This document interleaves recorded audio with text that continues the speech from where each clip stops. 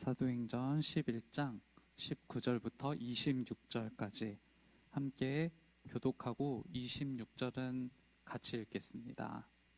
그때 스데반의 일로 일어난 환란으로 말미암아 흩어진 자들이 베니게와 구브로와 안디옥까지 이르러 유대인에게만 말씀을 전하는데 그 중에 구브로와 구레네 몇 사람이 안디옥에 이르러 헬라인에게도 말하여 주 예수를 전파하니 주의 손이 그들과 함께 하심에 수많은 사람들이 믿고 주께 돌아오더라. 예루살렘 교회가 이 사람들의 소문을 듣고 바나바를 안디옥까지 보내니 그가 이르러 하나님의 은혜를 보고 기뻐하여 모든 사람에게 굳건한 마음으로 주와 함께 머물러 있으라 권하니 바나바는 착한 사람이요 성령과 믿음이 충만한 사람이라. 이에 큰 무리가 주께 더하여지더라. 바나바가 사울을 찾으러 다소에 가서 만남에 안디옥에 데리고 와서 둘이 교회에 1년간 모여 있어 큰 무리를 가르쳤고 제자들이 안디옥에서 비로소 그리스도인이라 일컬음을 받게 되었더라. 아멘. 오늘도 영상 예배로 함께 자리하시고 또 본당 하임 예배실에는 우리 교직원들이 함께 자리해 있습니다. 모두에게 어디에 있든지 함께 하시는 하나님의 은총이 모두에게 함께 하시기를 바랍니다. 종종 의료사고 소식을 접할 때가 있고요. 또 잘 만든 의학 드라마를 볼 때가 있습니다. 이때 확인하게 되는 실체가 하나 있는데요. 도내 혈안이 된 대형 병원의 운영체제와 실체를 확인하게 되죠. 그때 어디선가 한 번쯤 들어본 적 있는 히포크라테스 선서를 떠올려 보곤 합니다. 의학 윤리가 담겨 있는 문서인데요. 모든 의사들이 그렇다는 것은 아니지만 이런 선서들을 보면 선서만 있고 정신은 남아있지 않은 의사 또는 병원을 양산한다는 생각을 갖게 합니다. 저만의 이야기는 아닐 텐데요. 제가 목사 안수식에 참여했었을 때입니다. 안수를 받을 때요. 참 독특하고도 묘한 감정을 느끼게 되더라고요. 그런 감정을 느끼던 순간 끝무렵에 같이 이제 찬양을 부르는 시간이 있는데 어떤 찬양이냐면 파송의 노래입니다. 가사를 잘 알고 계시죠? 주님 나라 위하여 길 떠나는 나의 형제여 주께서 가라시니 너는 가라 주의 이름으로. 그러니까 이 찬양을 쭉 부르는데요. 정말 여러 가지 생각과 여러 가지 복합적인 감정들 때문에 뜨겁게 눈물을 흘리지 않을 수가 없겠더라고요. 그러나 참 부끄럽게도요. 이데 생각해보면 이 파송의 찬양이라는 가사만 남아있고 그 안에 담겨있는 메시지와 정신은 사라진 지금의 나를 마주하게 되는 거예요. 저는 이런 문제들이 단연 의료인들 또는 종교인들만의 문제는 아닐 거라고 생각하는데요. 정체는 아주 분명하지만 정체성은 사라진 상태. 또 정체성이 남아있다라고 하더라도 이 정체성에 관한 어떤 무게감도 느끼지 않는 사람들이 다수가 되어가고 있다라는 거죠. 실은 각 사람들에게 주어진 그 정체성들이 굉장히 많거든요. 이를테면 제가 지금 당장 급조해 보아도 제게는 몇 가지 정체성이 있습니다. 결혼하기 전에는 한 어머니의 아들이라는 정체성을 갖죠. 그렇다고 지금 그 정체성이 사라진 것도 아니고요. 한 어머니의 아들, 특히 저는 장남으로서 제가 어머니한테 어떻게 하면 효도할 수 있을까? 어떻게 하면 어머니한테 더 잘해드릴 수 있을까에 대해서 무한한 책임과 무게감을 느낍니다. 또 결혼을 하고 나니까요. 또 하나의 정체성이 주어지는데요. 한 아내의 남편이에요. 이 정체성 역시요. 무게감 있는 역할을 요구받는 게 너무나도 당연하죠. 우스갯소리로 남편 말고요. 무조건 아내 편이요. 그러니까 어떻게 하면 내가 아내를 사랑하고 아내가 원하는 일들을 하면서 이 결혼 생활을 행복하게 할 수 있을까가 저에게 큰 관심사이고 부담 중에 하나라는 거죠. 또 출산 후에는 또 하나의 정체성이 생겨나는데요. 이제는 저는 두 아이의 아빠입니다. 한동안 어르신들의 이 어깨가 무겁다라는 이 표현을 제가 이해하지 못했다라고 해야 할 것 같은데요. 저는 이제야 비로소 어깨가 무겁다라는 것을 온몸과 온 마음으로 느끼는 중입니다. 저는 좋은 아빠가 되어야 한다라는 큰 부담감과 책임 그리고 역할을 요구받고 있는 중인 거죠. 그러니까 제가 당장 급조한 몇 가지 정체성이긴 하지만요. 이렇게 많은 정체성, 뭐 아들이자 그리고 한 아내의 남편이자 또는 두 아이의 아버지, 이 외에도 제가 가진 저만의 정체성이 얼마나 많겠어요. 그리고 다른 사람들도 마찬가지일 거예요. 본인들에게 주어진 많은 정체성들이 있긴 하지만요. 이렇게 많은 정체성들 앞에서 문득 이런 생각이 들더라고요. 수많은 정체성에 앞서서 나는 분명 그리스도인이라는 정체성을 가장 큰 타이틀로 삼아야 할 텐데, 이것은 제가 신앙생활을 쭉 이어오면서 사실 잊지 않았던 생각 중에 하나일 거고요. 지금도 여전히 그 생각을 하고 있는 것일 거고요. 그런데 이 질문과는 무관하게요. 어쩐 일인지 저는 이 그리스도인이라는 단어 그리고 이 그리스도인이라는 정체성에 대해서만큼은 내가 무게감을 느껴본 적이 없을지도 모르겠다라는 생각을 하게 되더라는 거예요. 그냥 교회에 다니는 것으로 만족하고 그게 그리스도인이라는 정체성의 표지가 되는 것이냐 지금까지 살아왔던 거죠. 오늘 본문에서 예수를 따르는 사람들을 향해서 그리스도인이라는 별칭이 처음 붙여진 곳, 그곳이 안디옥이라고 하고, 그래서 안디옥 교회가 굉장히 큰 의미를 우리에게 주는 교회라고 생각하는데요. 그것이 그리스도인들을 향한 경외심의 표현이든 반대로 그리스도인들을 조롱하려고 했던 사람들의 표현이든 상관없이요. 이 그리스도인이라는 단어가 의미하는 바가 무엇인지, 그리고 우리는 왜 그 정체성에 대한 무한한 책임과 무게감을 느껴야 할지 함께 고민하는 시간을 좀 가져보려고 합니다. 먼저 그리스도인이라는 단어를 좀 이해하는 것이 필요하겠다 싶은데요. 일전에 제가 어떤 목사님의 설교를 굉장히 인상 깊게 들으면서 그리스도인이라는 단어에 대해서 기록해둔 내용이 있습니다. 그리스도인이라는 단어에 대한 구성, 그러니까 이 그리스도인이라는 단어를 우리가 헬라어로 살펴볼 때 어떻게 이해하는 것이 좋겠느냐라는 메시지였는데요. 그리스도인이라는 단어는요, 헬라어로 크리스티아노이라는 단어라고 하더라고요. 그런데 이 단어가 그리스도를 나타내는 크리스투스라는 단어하고 이아노이라는 사람들이라는 뜻을 가진 이아노이라는 전미사가 합쳐진 단어라는 거예요. 그래서 잘 아시는 것처럼 이 뜻은요, 그리스도에게 속한 사람들이란 뜻을 가지고 있는 거고요. 그런데 이것보다 조금 더 인상 깊게 들은 설명이 있었는데요. 당시 이 크리스티아노이라는 단어가 사실은 카이사리아노이라는 단어로부터 차용이 된 단어라는 거예요. 카이사리아노이라는 단어도 설명은 같거든요. 당시 로마 황제의 이름이었던 카이사르라는 단어하고요. 그리고 마찬가지로 이아노이, 그러니까 사람들을 뜻하는 이아노이라는 전미사가 붙여져서 만든 단어인데, 카이사르 황제의 사람들을 부를 때 이렇게 불렀다는 거예요. 카이사리아노이라고 이렇게 불렀다는 거죠. 근데 여기서 중요한 건 이 단어가요, 카이사르를 따르고 동경했던 귀족들에게 붙여졌던 별칭이 아니라 카이사르를 위해서 일하는 노예들에게 붙여진 별명이었다는 거예요. 그들은요, 노예의 신분임에도 불구하고 나는 카이사르를 위한 노예라는 긍지를 가지고 있었다는 거예요. 그리고 다른 사람들이 이 노예들을 부를 때 그런 긍지를 담아서 부른 호칭이 바로 카이사리아노이라는 단어였다라는 거죠. 혹시나 출처를 발견할 수 있을까 싶어서 주석서를 좀 뒤져봤는데요.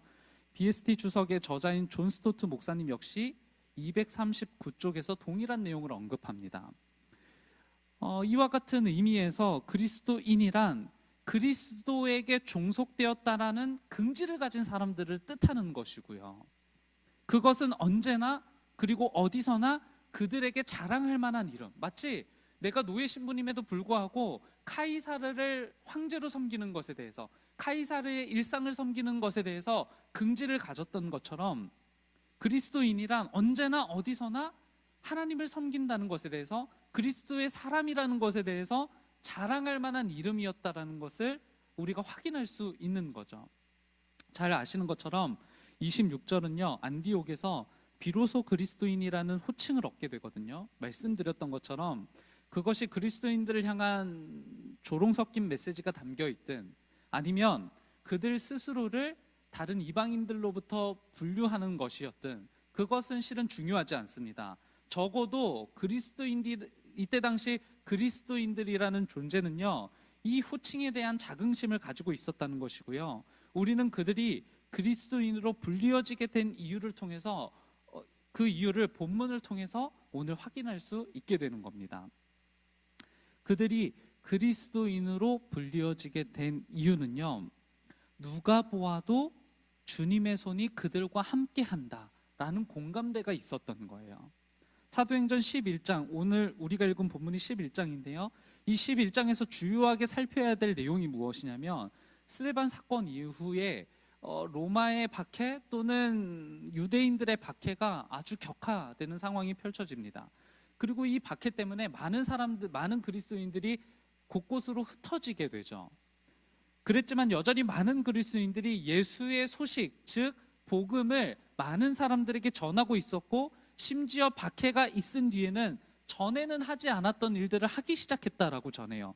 20절에 의하면 그 일은 무엇이었냐면 헬라인에게도 주 예수를 전파하는 것이었어요.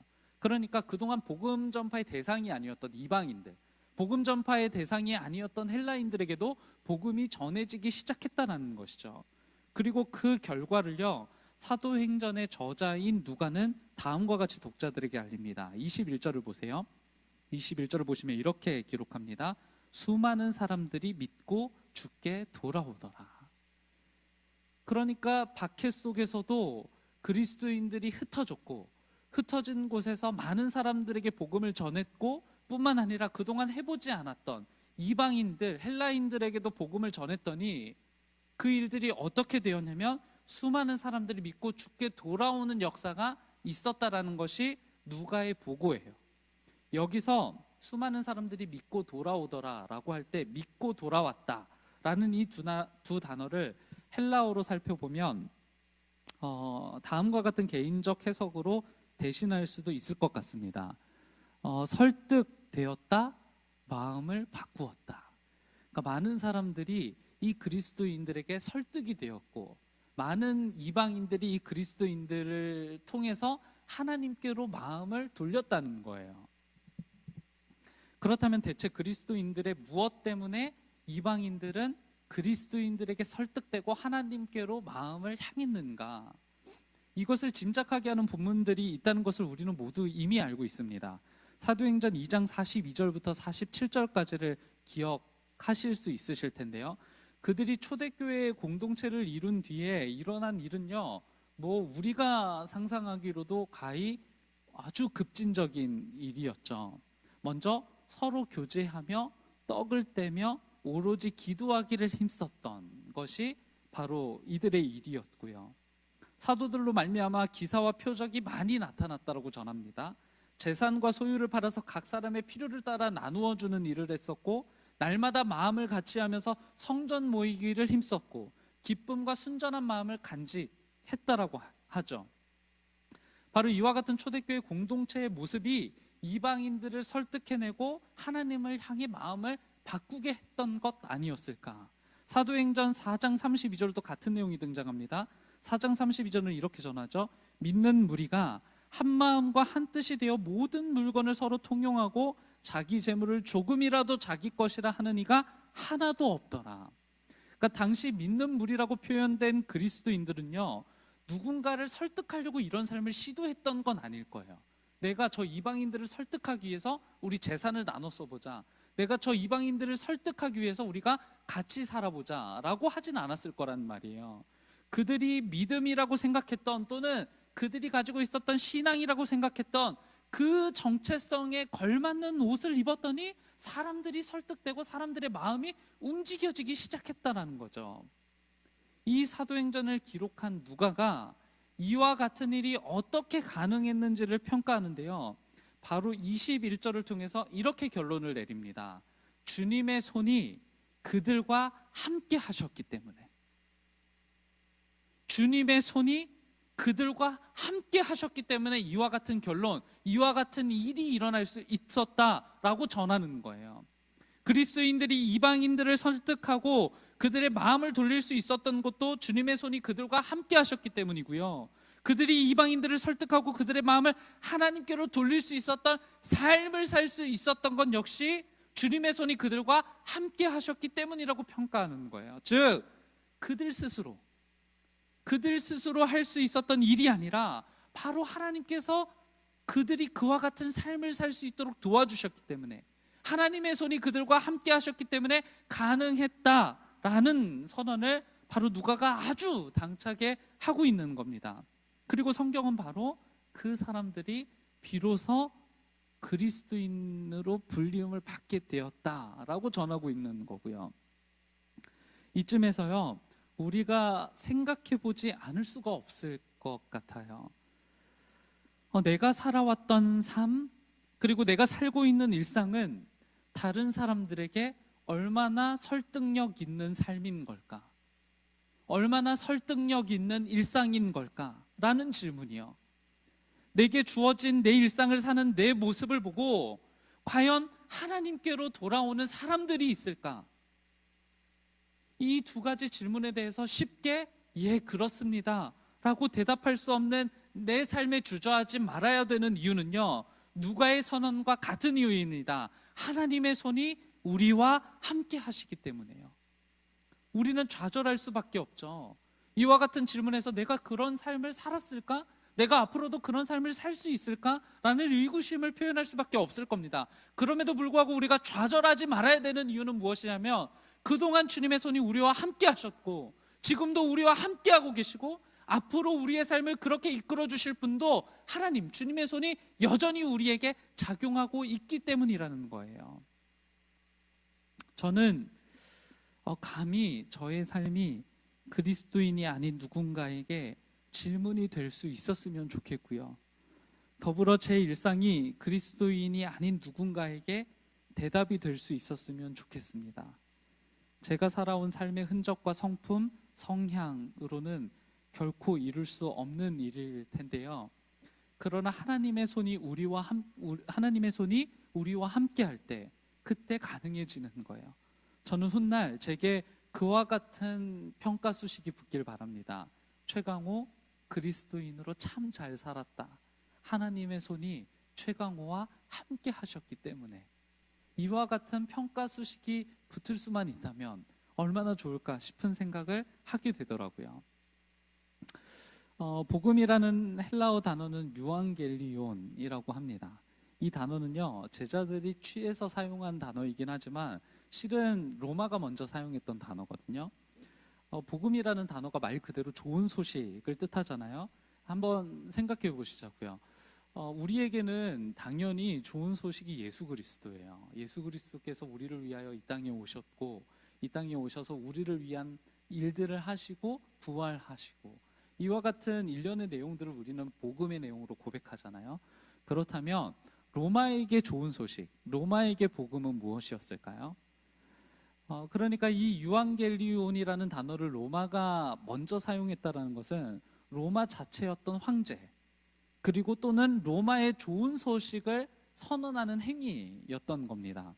이를테면 황제의 즉위식이 그들에게 유앙겔리온이었고요, 로마 군대의 전쟁 승리가 그들에게 유앙겔리온이었던 거예요. 그러니까 로마에게 기쁨이 되는 소식들이 곧 로마의 유앙겔리온이었던 거죠. 그래서 축일이 되면요, 케룩스라고 불리는, 그러니까 굳이 표현하자면 포고관이라고 해야 할까요? 그러니까 말을 타고 다니면서 외치는 거예요. 유앙겔리온, 황제가 태어나셨습니다 라고 선언하는 거예요. 유앙겔리온, 로마가 전쟁에서 승리했다 라고 이렇게 알리고 다니는 행위가 바로 유앙겔리온이었다는 거죠. 그런데 마가복음 1장 1절을 보시면요, 저자 마가가 이 유앙겔리온, 즉 복음의 시작을 무엇으로 정의 내리냐면 예수 그리스도로 정의를 내려요. 하나님의 아들 예수 그리스도에 대한 복음의 시작, 기쁜 소식의 시작이다 라고 이렇게 선언을 하는 거예요. 그러니까 그동안 로마가 주장해왔던 유앙겔리온이 곧 가짜라는 선언이고요, 여기 진짜 복음이 있다. 로마가 유앙겔리온이라고 외치는 것은 다 가짜고 여기 진짜 유앙겔리온이 있는데 그게 뭐냐면 예수 그리스도. 그게 뭐냐면 예수 그리스도. 예수 그리스도가 복음의 시작이다 라는 선언과 함께 마가가 유앙겔리온의 의미를 완전히 전복시키는 거예요. 그러니까 로마의 제국 체제를 인정해야만 살아남을 수 있었던 팍스 로마나 시대에 마가는 로마의 제국 체제를 전면적으로 부정하면서 거기에 로마의 팍스 로마나의 행복한 삶이 담겨 있는 게 아니라 바로 예수 그리스도가 그동안 우리가 경험하지 못했던, 로마도 주지 못했던 행복한 삶을 제공할 수 있고 그가 곧 예수가 곧 유앙겔리온이다라는 선언을 지금 마가가 하고 있는 거예요. 오늘 본문으로 돌아가서요, 예루살렘 교회에 소식이 하나 전해지는데요, 이방인에게도 복음이 전해졌고 수많은 사람들이 주께로 돌아왔다라는 소식이 예루살렘 교회에 전해집니다. 예루살렘 교회는 이 소식을 듣고서는 곧바로 바나바를 안디옥으로 보내요. 그리고 바나바가 안디옥에 도착하자마자 그들에게 선언했던 첫 마디가 23절이거든요 23절을 보면 이렇게 기록합니다. 굳건한 마음으로 주와 함께 머물러 있으라. 굳건한 마음으로 주와 함께 머물러 있으라. 사실 이방인이 대부분이었던 이방 땅에서 이방 민족을 향해 하는 선언이라는 것을 우리가 인식한다면 그것은 쉽게 할 수 있는 말도 아니고요, 쉽게 받아들일 수 있는 말도 아니에요. 특히 저는 이 부분을 다음과 같이 해석해 봤는데요. 스크린을 보실까요? 스크린을 보시면 네, 하나 더 네. 주님 앞에 고정시킨 심장, 주님 앞에 나의 중심과 욕망을 고정시키십시오. 그러니까 바나바는요, 이와 같은 그의 권면이 그들을 그리스도인다운 그리스도인으로 만들어줄 수 있다라고 여겼던 것 같아요. 그러니까 그리스도인이란 바로 이와 같은 거죠. 우리는 예수 그리스도가 아닌 다른 것을 복음으로 여기는 세상에서 살아가요. 어쩌면 우리는 로마 제국주의 시대의 로마 치하 같은 곳에서 살아가고 있는 건지도 몰라요.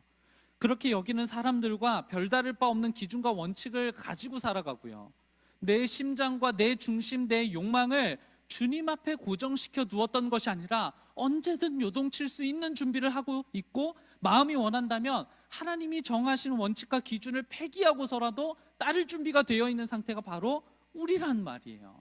언제든지 로마가 정한 기준, 로마가 정한 원칙을 따를 준비가 되어 있는 사람들이 바로 우리란 말이에요. 그런 사람들을 그리스도인이라고 불러도 괜찮은 걸까요?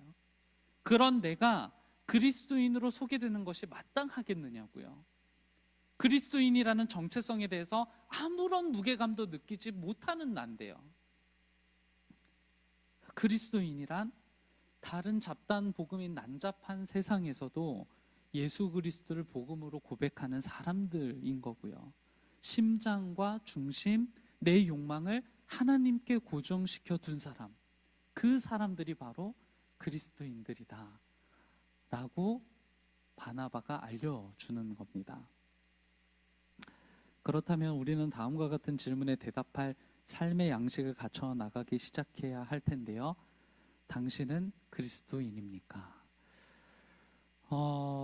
이 질문은요, 정말이지 너무 큰 부담을 갖게 하는 질문일 거고요.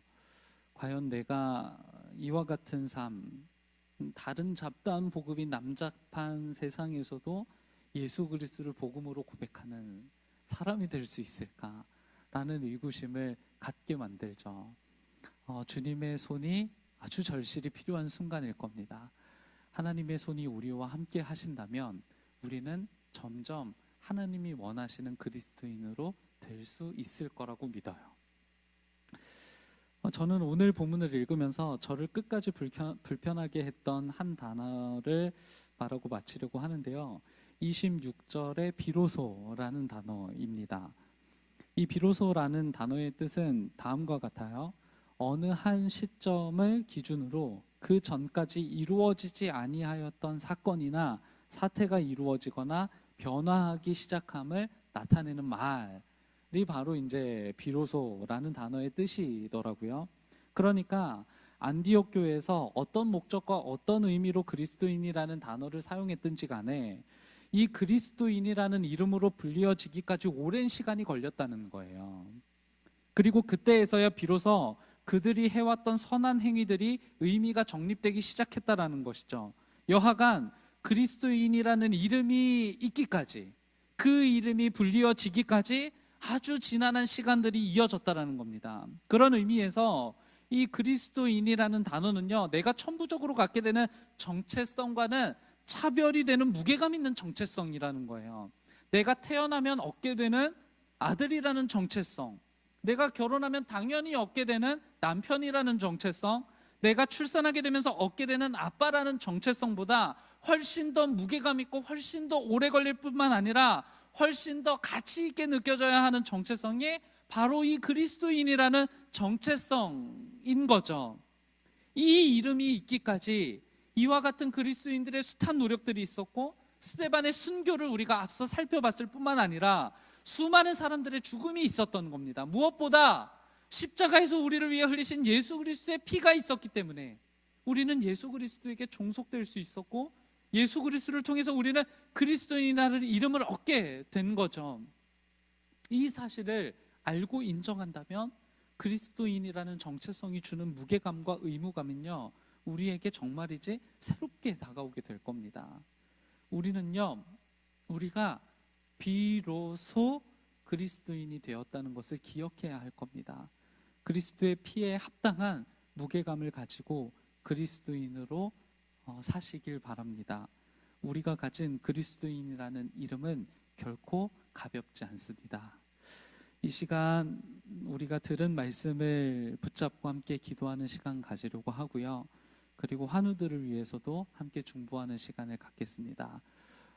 기억나는 환우들이 있으시거든 이름을 불러가며 함께 기도하는 시간 가졌으면 좋겠습니다. 함께 우리 조용한 목소리로 기도하며 나아갑니다. 기도하겠습니다.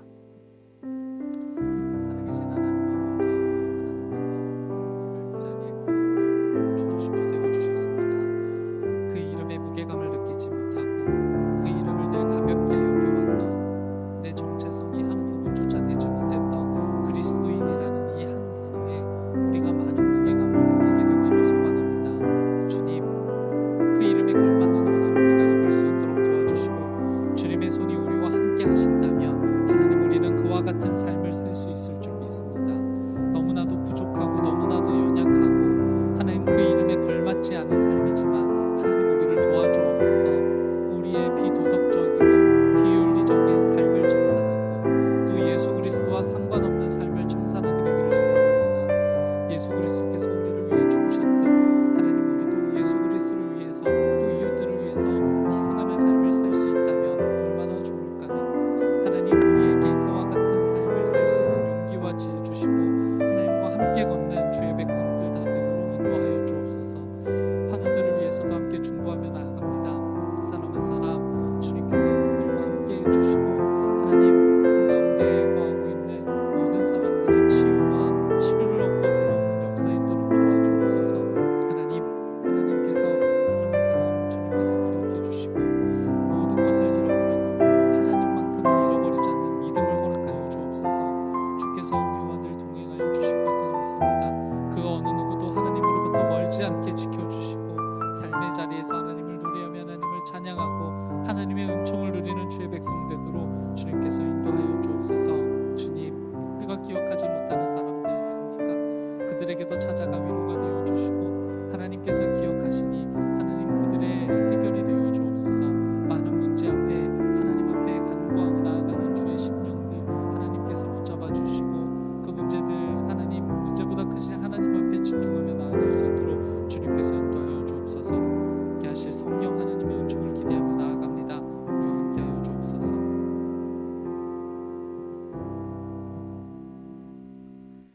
그리스도인이라는 이름이 비로소 주어졌지만 그 이름을 제가 반가워하는 것인지는 잘 모르겠습니다. 그 이름을 얻기까지 수많은 사람들의 순교와 피 흘림, 그리고 예수 그리스도의 십자가가 있었다는 사실을 확인합니다. 그 이름 반갑지 않더라도 걸맞는 옷을 입어 사는 삶으로 바꿔주시고 내 삶과 일상이 그리스도를 알지 못하는 이들에게 던지는 작은 돌멩이 하나 될 수 있다면 좋겠습니다. 내 일상이 누군가에게 질문이 되고 내 일상이 누군가에게 대답이 될 수 있다면 좋겠습니다. 주님의 손을 기대합니다. 어려운 시절들을 보내고 있는 나라와 민족, 세계와 열방을 긍휼히 보시옵소서. 마땅히 허락하신 일이지만 고통과 고난 중에 있는 교우들을 살펴주시고 이 시간의 끝에 섰을 때 하나님의 함께하심을 노래할 수 있도록 지켜주옵소서. 장례 일정을 이어가고 있는 이감열 권사님과 김은숙 권사님, 그리고 최진원 권사님과 차은숙 권사님 두 가정의 성령님이 위로가 되어 주시길 바랍니다. 얼 것 같은 날씨에서 마음마저 얼지 않도록 지켜주시고 주님의 따뜻한 위로를 통해 하늘 소망 바라보는 시간이 이어지도록 인도하옵소서.